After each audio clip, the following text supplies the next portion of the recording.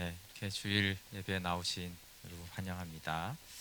네, 주중에 이제 코로나가 너무나 이제 특보를 많이 내려서 예, 근데 마스크 쓰고 찬양해 보니까 좀 힘드네요, 그렇죠? 네, 네. 그래서 그렇지만 저희가 이제 또 찬양이 무엇인지 좀 생각해 볼 필요가 있어요. 어, 그 찬양은 이제 찬송하고는 다르거든요. 찬양은 이제 자랑하다 그런 뜻이고, 찬송은 노래로 이제 자랑하는 것이고, 그래서 찬양하는 방법은 악기나 손바닥이나 몸으로나 또 우리가 이제 응답하는 것으로나 예, 그럴 수 있어요. 그래서 이렇게 노래하기가 힘드시면 노래를 하지 않고도 하나님을 찬양할 수가 있습니다. 이렇게 말을 잘 못하시는 분들은 찬양을 못할까요, 그렇죠? 그렇지가 않죠.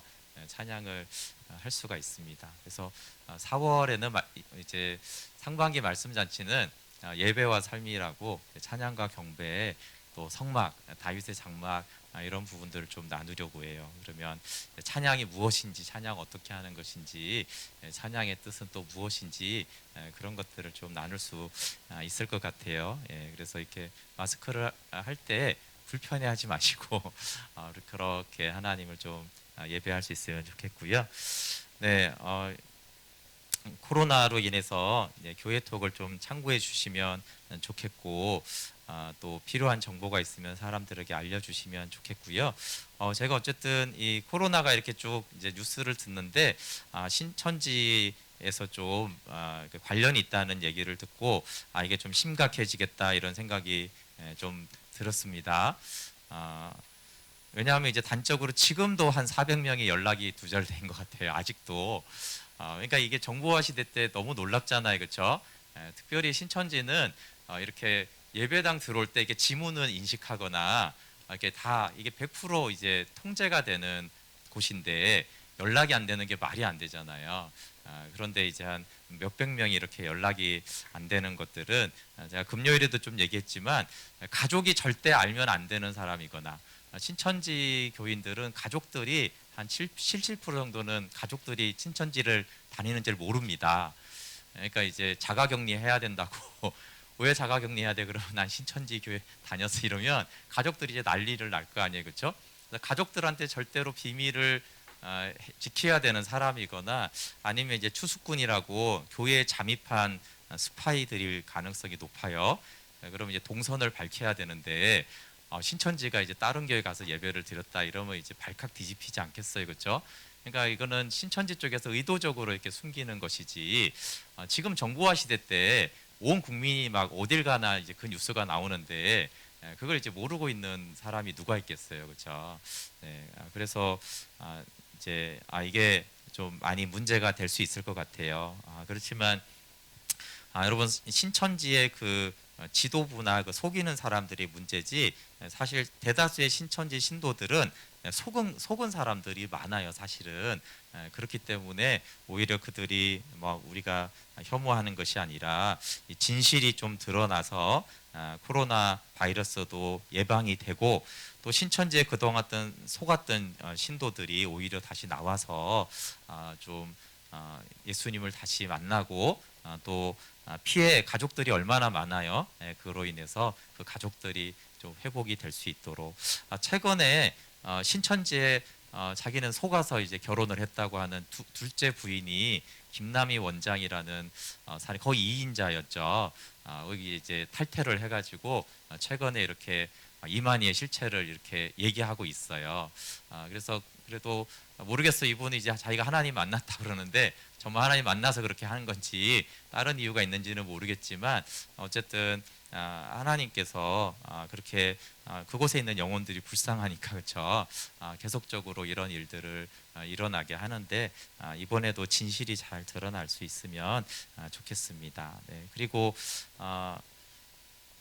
네, 그 두려움 때문에 이렇게 저희가 이렇게 막 마스크를 하고 이런 것이 아니고 그 왜 이렇게 집회도 계속 하는지를 잘 모르겠어요.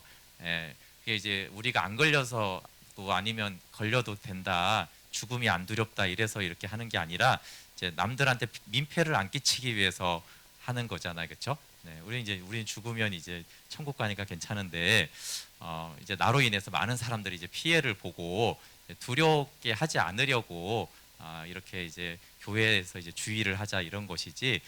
너무 이게 질병이 너무 두렵고 죽으면 어떡하나 이렇게 해서 하는 것이 이제 목적이 아닌데, 또 일부 이제 믿는 사람들이 안 걸린다, 나는 안 두렵다, 네, 이렇게 이제 주장하는 것들은 너무 이렇게 섬기는 마음이 없는 거예요, 그렇죠?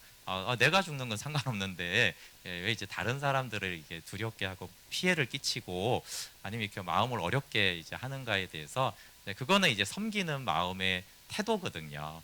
우리가 어디를 가든지 늘 섬기는 마음의 자세가 이제 있어야 되는데, 그것이 이제 교회 아니든 직장이든 학교든 그래야 되기 때문에 그러면 좋겠고, 어쨌든 사람들이 그저 두려워만 하는 것이 아니라 우리가 겸손할 수밖에 없는 인생임을 좀 아는 기회가 되면 좋겠습니다.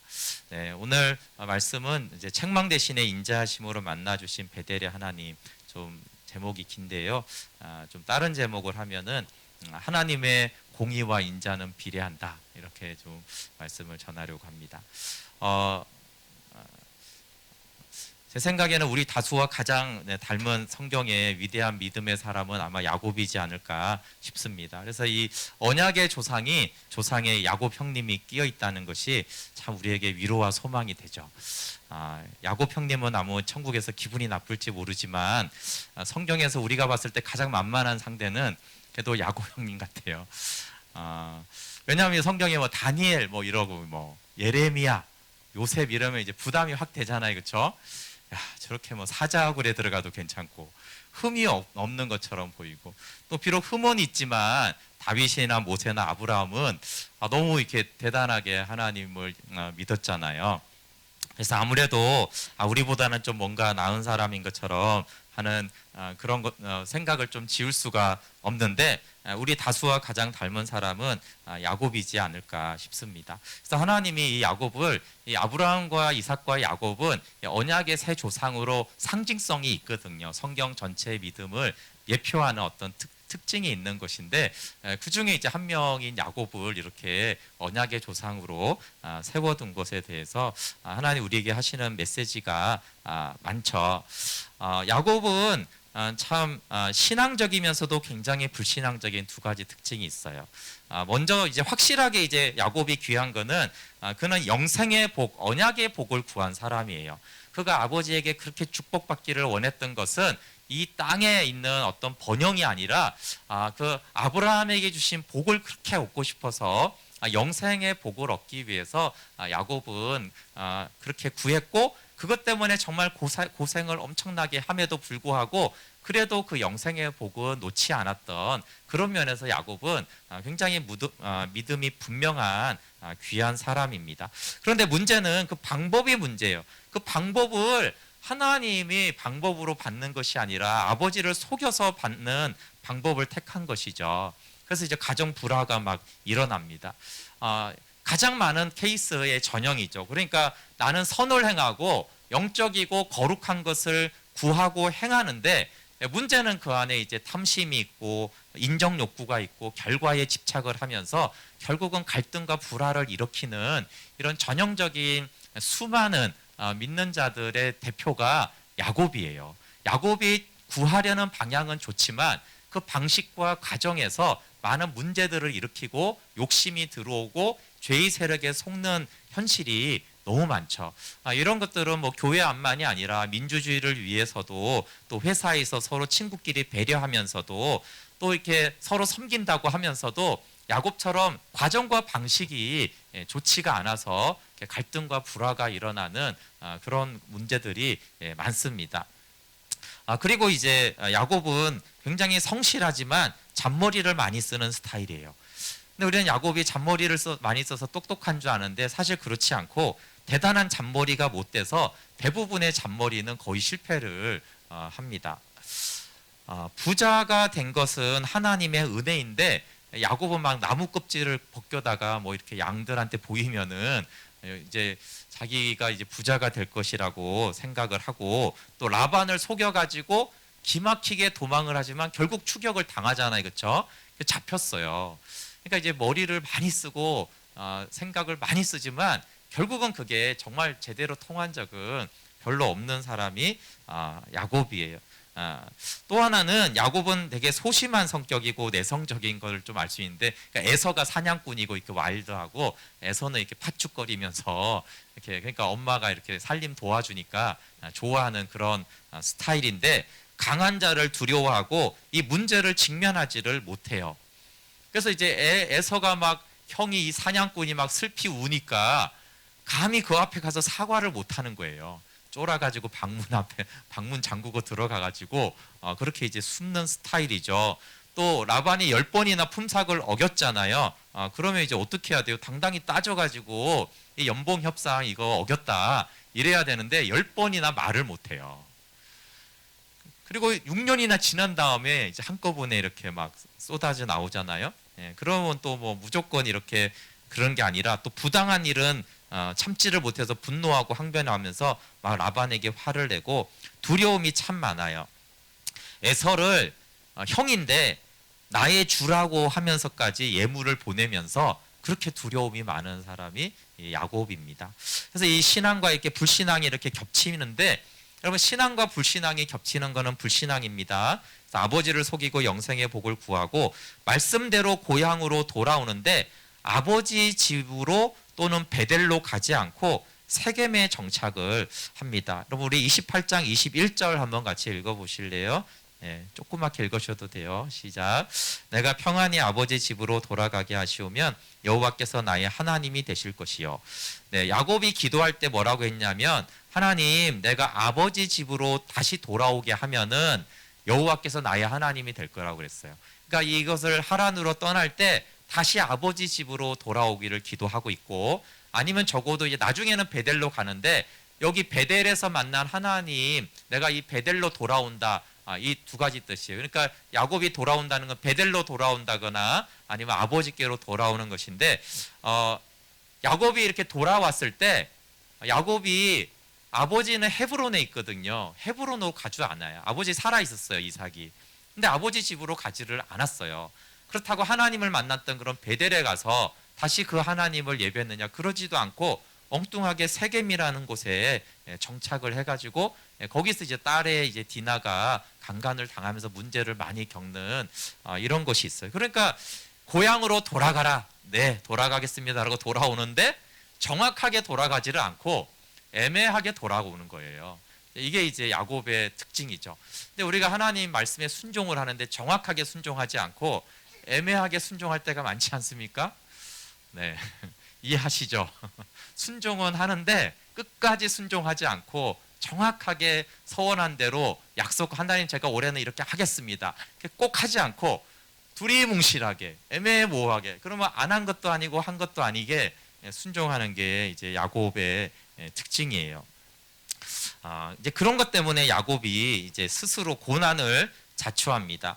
여기 27장 33절에 이삭이 심히 크게 떨며 내 아우가 와서 내 복을 빼앗았다. 그러니까 34절에 에서가 소리내어 울면서 아버지께 막 복을 달라고 그러고, 41절에는 에서가 야곱을 미워하여 심중에 이르기를 내가 내 아우 야곱을 죽이리라 이랬어요.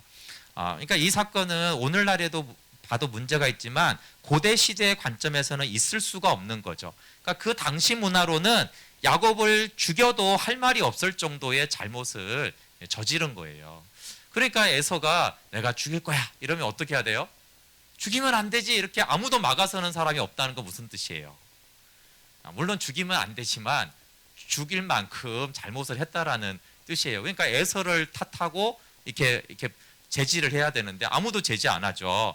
그러니까 야곱을 도망시키는 이유가 진짜 죽일 수도 있고, 죽인다고 해도 어떻게 그 당시로는 그렇게 할 수가 없는 정도의 잘못인 거예요. 그걸 이제 스스로 야곱이 인정하는 것이 뭐냐면, 20년이 지났는데 야곱이 매우 에서를 두려워하면서 20년 전 일 때문에 주라고 고백하면서 주의 종입니다, 동생이 그렇게 얘기를 하면서 막 절을 하고 막 예물을 막 3번씩 이렇게 보내고, 그리고 막 에서가 막 400명을 거느리고 오는데도 이건 부당하다 이렇게 이제 말하지 않는 것을 보면 야곱 스스로도 자기가 얼마나 나쁜 짓을 했는지를 인정하는 것이죠.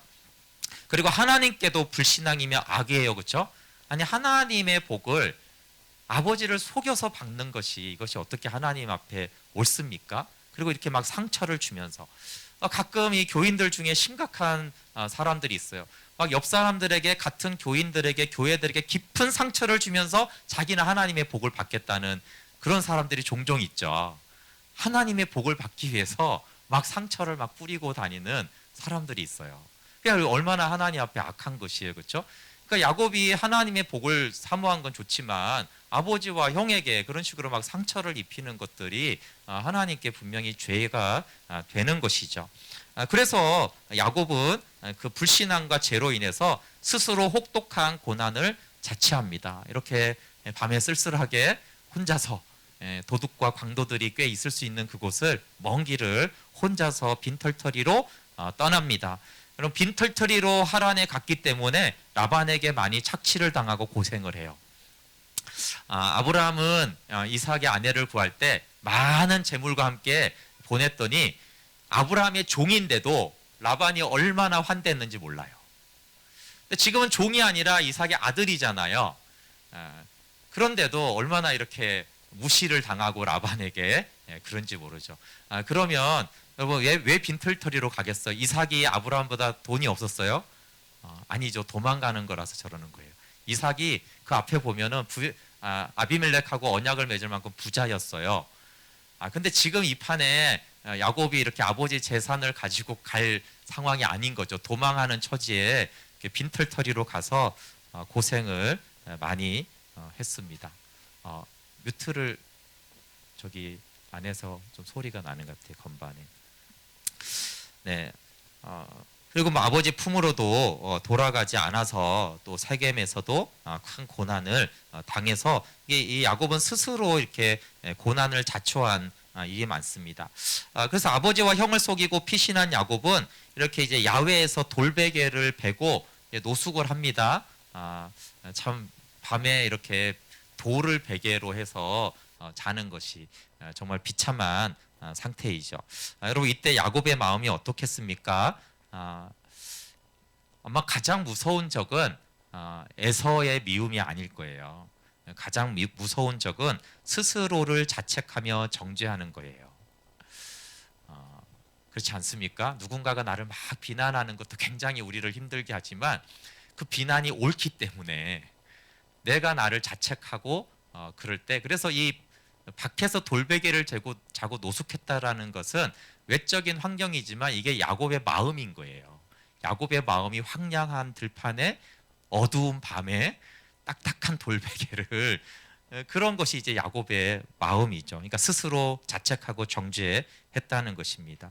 야곱의 성격이 소심한 것을 고려했을 때 분명히 야곱은 내가 이 잠에서 깨어나지 않으면 좋겠다라고 하면서 뒤척이다가 돌베개를 베고 잠이 들었을 것입니다. 그렇게 스스로 자책하며 잠든 야곱에게 하나님이 나타나신 것이 오늘 본문이에요. 근데 아버지도 형도 심지어 편들었던 엄마조차도 어쨌거나 야곱을 편들어 주지는 못하고 스스로가 그럴 때 하나님이 인자하심으로 나타나십니다. 12절에 28장 12절인데요. 꿈에 본즉 사닥다리가 땅 위에 서 있는데 그 꼭대기가 하늘에 닿았고 또 본즉 하나님의 사자들이 그 위에서 오르락 내리락 하고 이 말은 하늘 문이 열리고 하늘과 땅이 연결이 되었다라는 거예요. 그것은 하나님이 임재하셨다라는 것이기 때문에 이것만 해도 굉장히 복된 장면이죠. 그런데 그 위에 서신 하나님이 조부 아브라함에게 하신 언약적인 복을 야곱에게 허락하십니다. 13절 14절 제가 한번 읽어볼게요. 또 본적 여호와께서 그 위에 서서 이르시되 나는 여호와니 너의 조부 아브라함의 하나님이요 이삭의 하나님이라. 내가 누워있는 땅을 내가 너와 내 자손에게 주리니 내 자손이 땅에 티끌같이 되어 내가 서쪽과 동쪽과 북쪽과 남쪽으로 퍼져나갈지며 땅의 모든 족속이 너와 내 자손으로 말미암아 복을 받으리라. 네, 아브라함에게 땅과 자손에 대한 약속을 하셨는데 이것은 하나님의 나라와 그리스도에 대한 약속이에요. 그러니까 이제 아브라함에게 준 약속은 가장 놀랍고 큰 최고 최대의 복을 약속하신 것이죠. 근데 이 약속이 주어진 날이 언제냐 하면은 정말 이 잠들어서 다시는 눈을 뜨기 싫다라고 스스로 자책하며 잠든 그 밤에 하나님은 최고 최대의 복을 약속해 주셨어요. 왜 하필 이때 이랬을까요? 야곱이 잘할 때도 있었지 않겠어요, 그렇죠? 아버지 이삭을 따라서 하나님 아마 기도도 했을 거예요. 근데 그때 하나님, 저는 하나님의 영생의 복을 받고 싶어요. 그럴 때 이렇게 딱 응답하셔가지고 그래, 내가 이것을 약속하시, 이렇게 하지 않으시고 정말 야곱의 그래도 인생에 가장 잘못을 하고 정말 죽을 죄를 져가지고 정말 스스로 죽고 싶은 그 날에 주님은 찾아오셔서 내가 하나님 나라와 그리스도를 너에게 약속해줘서 너 때문에 땅의 모든 족속이, 온 열방이 다 복을 받을 거야. 이런 약속을 해주시는 것이에요. 여러분, 하나님의 인자와 긍휼이 우리의 생각을 항상 초월합니다. 왜 그러냐면 우리는 하나님의 인자와 긍휼을 알기가 굉장히 어려운데, 왜냐하면 이제 인간은 타락한 이후부터 이 선악 기준이 있어요. 선악 기준과 함께 나오는 것이 뭐냐면 인과응보 사상이에요. 그렇죠? 원인에 의해서 결과가 온다라는 생각이 모든 인간의 마음에 그냥 자동적으로 있어요. 그러면 지금 인과응보를 하면 야곱은 어떻게 해야 돼요? 이 못된 놈, 그렇죠? 그럼 맞아야죠. 한마디로 벌 받아야죠. 그런데 하나님은 인과응보 사상이 없으세요. 하나님은 인자하시기 때문에, 그래서 우리는 하나님의 인자와 사랑을 알기가 참 어려워요. 그래서 그 사랑을 보지를 못하죠. 선악 기준으로 자꾸 하나님을 생각하기 때문에 그렇습니다. 우리 생각에는 이때 하나님이 야곱에게 책망하시고 심판하시는 것이 합당해요. 그리고 정말 성경적으로 야곱에게 야, 회개해라, 이렇게 이 정도 말은 좀 해야 되지 않을까요? 심판은 안 하더라도 너 회개해야 돼. 너 죄가 있잖아. 이렇게 해야지 좀 될 것 같지 않습니까? 근데 여기서는 심지어 하나님은 회개하라는 말이 없으세요. 공의로우신 하나님이 인자하신 사랑으로 야곱을 품어주시죠. 거기다가 이게 말이 안 되는 게 아브라함에게 준 복에 플러스를 해서 또 하나의 복을 주는데, 그것은 야곱을 지켜주시고 떠나지 않겠다라는 복이에요. 15절 말씀 제가 읽을게요. 내가 너와 함께 있어 내가 어디로 가든지 너를 지키며 너를 이끌어 이 땅으로 돌아오게 할지라. 내가 내게 허락한 것을 다 이루기까지 너를 떠나지 아니하리라 하신지라. 여러분, 형이 동생을 해치려고 하고 아버지조차도 보호해 주지 못하고 스스로도 살 소망이 없는데 오직 한 분 하나님만이 야곱과 함께 하시고 야곱을 지켜주시고, 야곱, 내가 약속한 이 아브라함의 복을 다 이룰 때까지 나는 너를 떠나지 않을 거야. 하나님만이 끝까지 야곱과 함께 해주시고 야곱을 도와주십니다. 여러분, 야곱이 만난 이 베델의 하나님은 인자하신 하나님이세요. 그런데 이 책망 대신에 인자하신 하나님을 만난 야곱의 첫 반응이 뭐냐면 16절에 보면 여호와께서 과연 여기 계시거늘 내가 알지 못하였도다. 그러니까 알지 못했다라는 것이 첫 번째 반응이죠. 그 말은 뭐냐면 야곱과 하나님은 언제부터 함께 하셨어요? 처음부터 함께 했죠. 그 전부터 이미 함께 하셨어요. 근데 야곱 편에서 이것을 인지한 때가 이 베델에서 예요. 이제야 하나님이 함께함을 압니다. 그럼 우리도 하나님이 함께함을 알아야 돼요. 왜 그러냐면 이미 하나님이 함께 하시기 때문에 그래요. 그런데 이 내용을 보면은 그러면 그 함께 하시는 하나님을 인지한 것도 사실은 야곱의 능력이 아니라 하나님 편에서 찾아오셔서 내가 전에부터 너와 함께 하고 있는데 지금 함께 하고 있잖아 라고 이렇게 알려주신 하나님의 은혜죠. 그리고 두 번째, 하나님이 함께 하신과 하나님의 자비를 만난 성도의 가장 정상적인 반응을 야곱이 하는데 그것은 두려움이에요. 이것을 성경은 경외라고 하죠. 하나님을 경외하는 것. 여러분, 인자하신 하나님을 만났을 때 우리의 정상적인 반응은 두려움이어야 돼요. 17절 읽어볼게요. 이에 두려워하여 이르되 두렵도다. 이곳이여 이것은 다름 아닌 하나님의 집이요 이는 하늘의 문이로다. 네, 회개에 대해서 칼빈이 이렇게 좀 정의를 했어요. 회개는 우리의 생활을 하나님 쪽으로 전향하는 일이며 그를 순수하게 두려워하기 때문에 생기는 전향이다. 네, 사랑의 하나님을 만났을 때 그 사랑의 하나님이 만만해 보이는 사람은 하나님을 만난 게 아니에요. 하나님의 놀라운 자비로우신 그 하나님을 만났을 때 하나님이 그냥 가벼워 보이고 아무렇게나 해도 되는 것처럼 보인다라면 그것은 진짜 하나님을 만난 게 아니에요.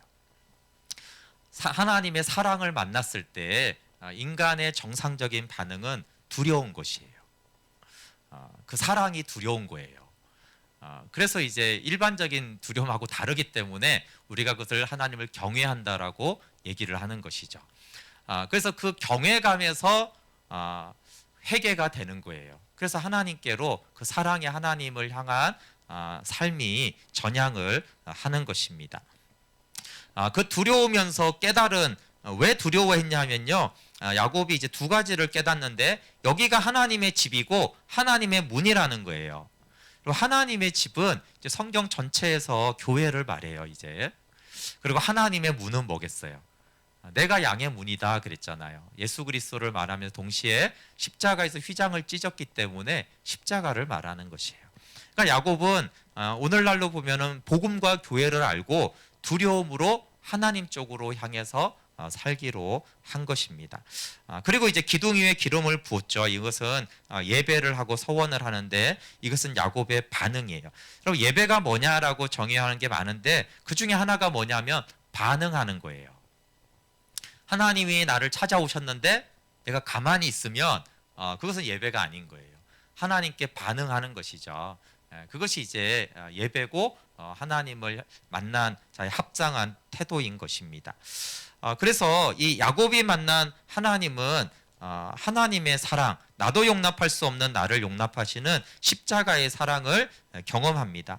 야곱은 이날 밤에 내가 나를 용납할 수 없는 또 누구도 나를 용납해 주지 않는다라는 그 절망에서 잠이 들었지만 하나님이 자신을 용납해 준다라는 것을 경험합니다.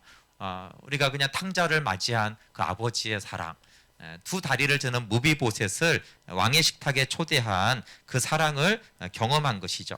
그래서 야곱이 만난 이 하나님은 후에 십자가에서 죄인된 우리를 사랑하시는 그 구원의 하나님을 만난 것입니다. 그럼 죄인이 만난 하나님은 어떤 하나님입니까? 죄인이 하나님을 만났을 때 그 하나님은 십자가에서 우리를 만나주세요. 여러분 그 십자가에서 얼마나 그 인간들이 악하고 흉악하게 예수님을 죄인으로 몰아서 십자가에 못 박았습니까? 그런데 예수님은 그 십자가에서 책망하시는 것이 마땅하고 적어도 그 십자가에서 회개하라 이렇게 선포하셔야 되는데 그 십자가에서 그 흉악한 죄인들에게 예수님이 하신 말씀은 아버지 저들의 죄를 사하여 주십시오. 저들이 하는 일을 알지 못합니다. 여러분 야곱과 똑같아요. 어디 십자가에서 내려와 봐라. 그럼 내가 믿겠다 이렇게 조롱하고 채찍질하고 그 부당한 자들에게 예수님이 회개를 선포했어야 될 것 같은데 아버지 저들의 죄를 사하여 주십시오라고 예수님이 그렇게 기도하셨죠.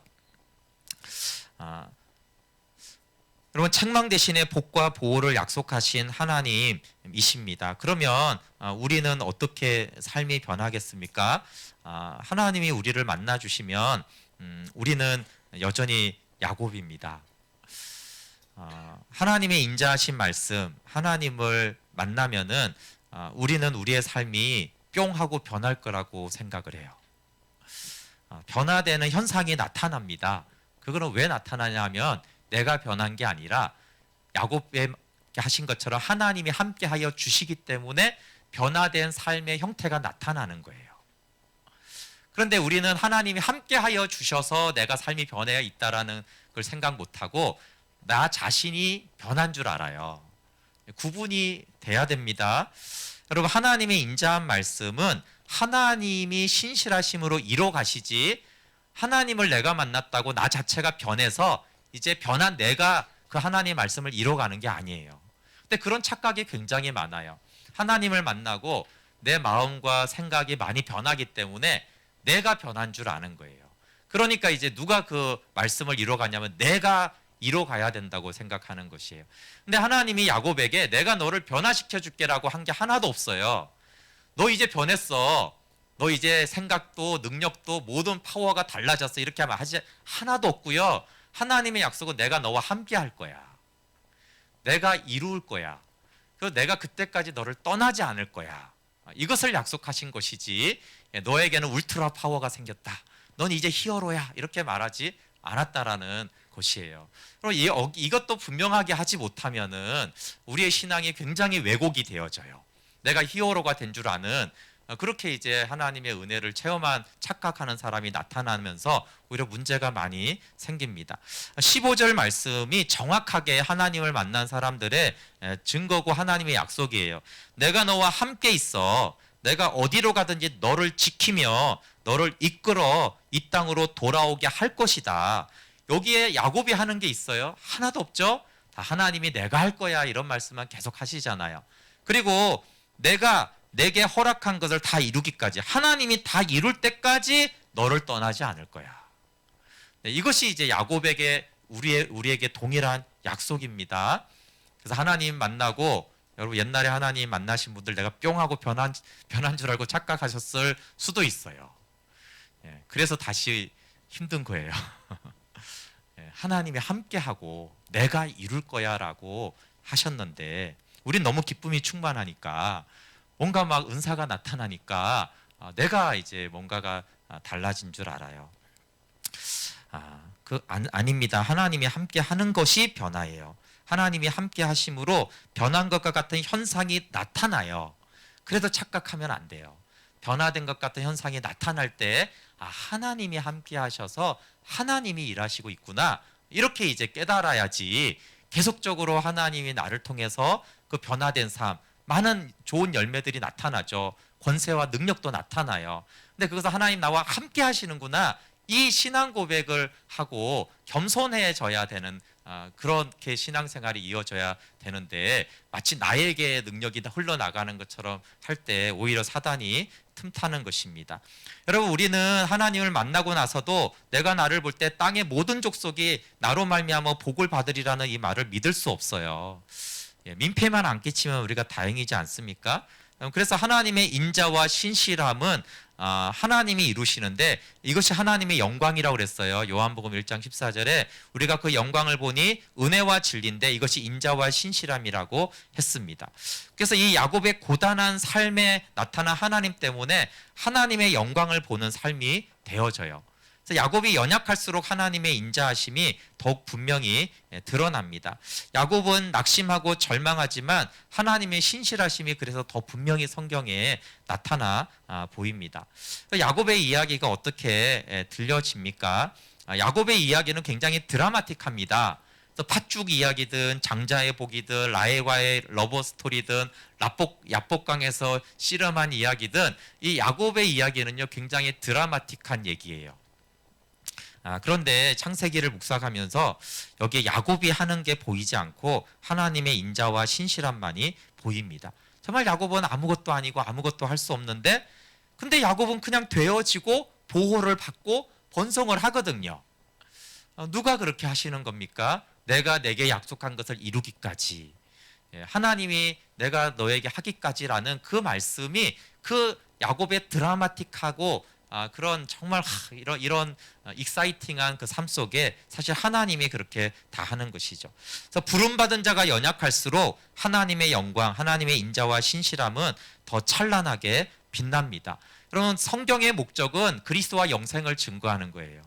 근데 이 야곱을 통해서 그리스도와 영생이 굉장히 분명하게 보이죠. 그 믿음은 하나님의 선하심을 바라보는 것인데 여기 하나님의 선하심이 잘 나타나요.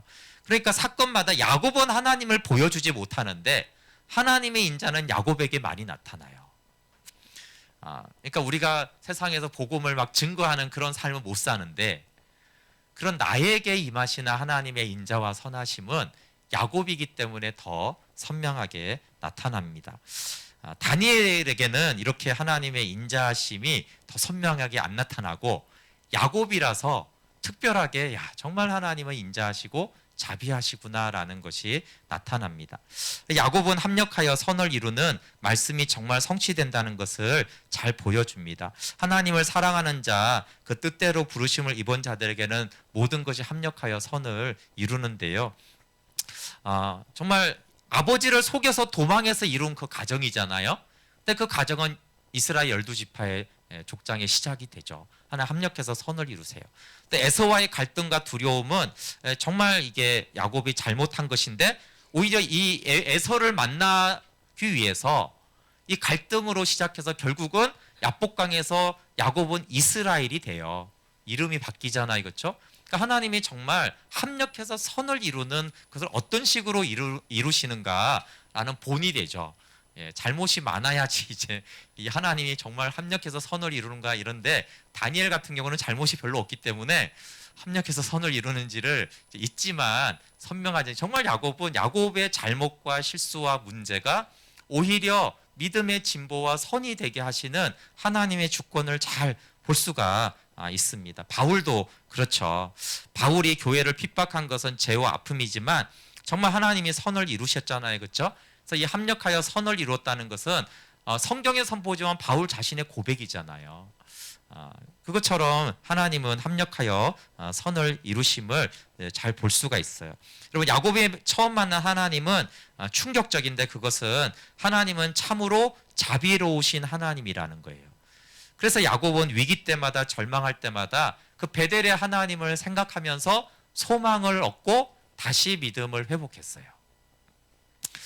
아브라함과 롯의 차이를 말한 적이 있습니다. 여러분, 하나님의 자비하심을 보고 여호와의 이름을 부른 아브라함과 하나님의 은혜를 입고도 그 하나님의 자비하심을 보지 못한 이제 롯의 차이가 있습니다.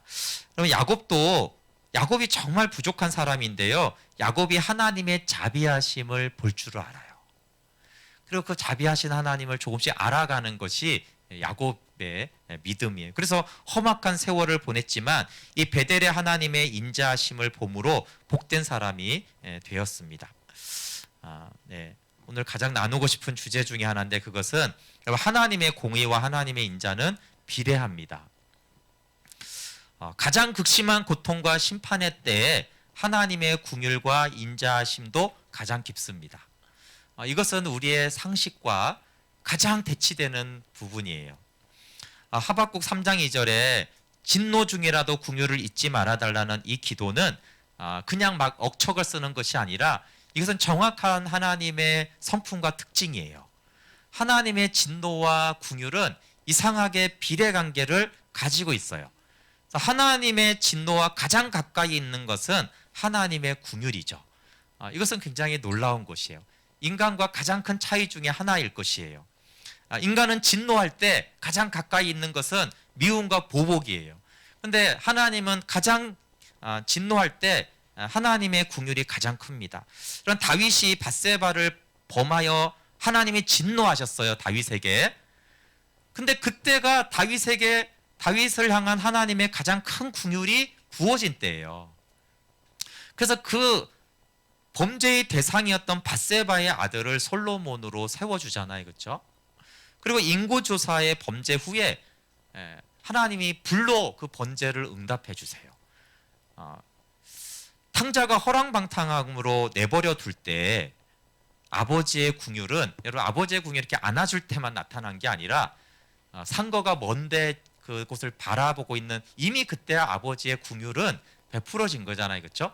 그러니까 탕자가 가장 허랑방탕할 때 그때 아버지의 마음에는 그 아들을 향한 긍휼이 가장 컸던 것이에요. 그래서 가장 비참하고 죄인됨이 인정되고 스스로의 자책으로 잠에서 깨어나기 싫을 그때에 하나님의 인자와 긍휼이 가장 풍성하게 베풀어지고 있는 밤이에요. 야곱이 가장 비참하고 또 그렇게 호롤단신으로 밤에 돌베개를 자고 있는 것은 사실 하나님의 심판의 하나의 증거이기도 해요. 근데 그 밤에 하나님의 인자와 긍휼은 야곱에게 가장 크게 베풀어집니다. 십자가의 연합은 그렇게 일어나요. 십자가의 연합을 경험하는 가장 대부분의 사람들은 가장 극심한 고통과 심판의 때 가장 깊은 하나님의 인자와 긍휼을 경험하면서 십자가의 연합을 경험하고 들어가는 예가 성경과 그 기독교 역사에서 가장 많아요. 그러니까 형통하고 잘되고 번창할 때 주님과 내가 연합되었구나 이것보다는 가장 고통스럽고 또 스스로가 가장 스스로를 정죄할 만큼 내가 비참할 그때에 하나님의 그 십자가의 그 완전한 사랑을 알면서 하나님의 그 사랑으로 살아간 사람들이 가장 많아요. 그래서 하나님의 공의와 인자는 비례합니다. 이것은 우리의 이성과 인간의 본성을 초월해요. 그래서 우리의 생각으로는 알 수가 없어요. 어떻게 심판과 인자함이 비례할 수가 있습니까?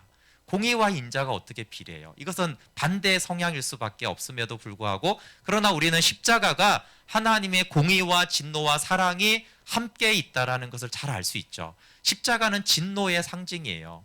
십자가는 심판의 상징입니다. 그런데 그 십자가는 사랑과 구원의 영생의 상징이에요. 그래서 가장 비참한 자, 스스로 자책하는 자에게 하나님은 영광의 빛을 비추어 주신다라는 것을 우리가 꼭 기억할 필요가 있습니다.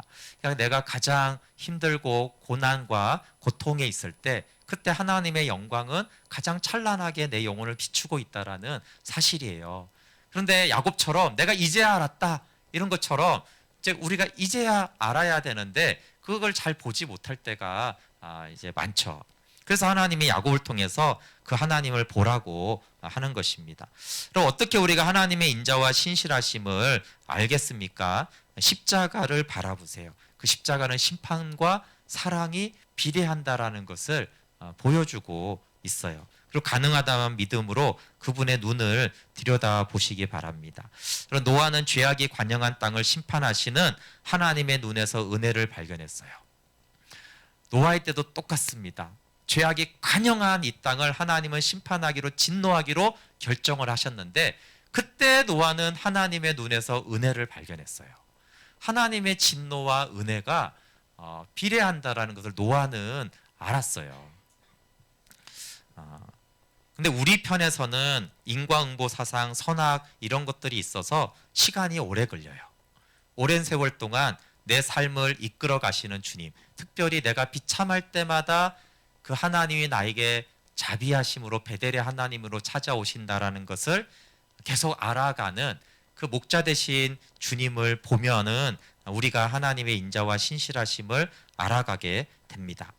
야곱에게 허락하신 것을 다 이루기까지 야곱을 떠나지 않았듯이 하나님이 우리를 떠나지 않는다라는 것을 계속 우리의 인생 가운데 경험해 가면서 우리는 그 하나님을 알아갑니다.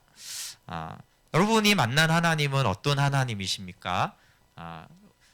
제가 만난 하나님은 야곱이 만난 하나님이에요. 그것은 하나님이 가장 비참할 때 하나님이 가장 인자하시다라는 것이에요. 제가 1995년에 복음을 하나님이 처음 알려주실 때도 제가 그때 어떤 믿음의 상태를 가졌냐면은 나는 이제 교회를 안 다닐 거야 결단을 하고 이제 나는 다시 성경을 읽지 않겠어. 그 전에 성경을 많이 읽어가지고 습관적으로 성경을 읽으려고 제가 그랬어요. 그래서 제가 성경을 열었다가 다시 성경 안 읽기로 했지. 다시는 안 읽기로 했잖아. 이렇게 딱 덮었어요. 그렇게 불신을 하고 하나님이 정말 야박하시구나 그렇게 생각을 할 때 하나님은 정죄가 아니라 긍휼과 자비를 나타내셨어요. 그때 하나님이 이제 주신 말씀 중에 하나가 아버지여 용호의 죄를 사하여 주십시오. 용호가 하는 일을 알지 못합니다. 그것이 예수님의 반응이에요. 회개하라 이렇게 말씀하지 않으시고 우리의 죄를 사해 주신 자비하심으로 나타나시죠. 그리고 하나님의 공의와 심판이 임할 때 정말 스스로 정죄가 되고 절망이 될 때 하나님의 심판은 분명한데 놀라운 것은 하나님이 심판하실 때 우리는 하나님이 정죄의 눈으로 나를 바라볼 거라고 생각해요. 여러분 하나님이 심판한 사람들을 바라보시는 하나님의 눈은 지극히 긍휼하시고 지극히 자비로우십니다. 그게 이제 제가 깜짝 놀라는 하나님이에요. 예. 하나님 왜 심판하십니까? 이렇게 대들 때는 이제 억울할 때인데 이제 심판이 인정이 됐어요.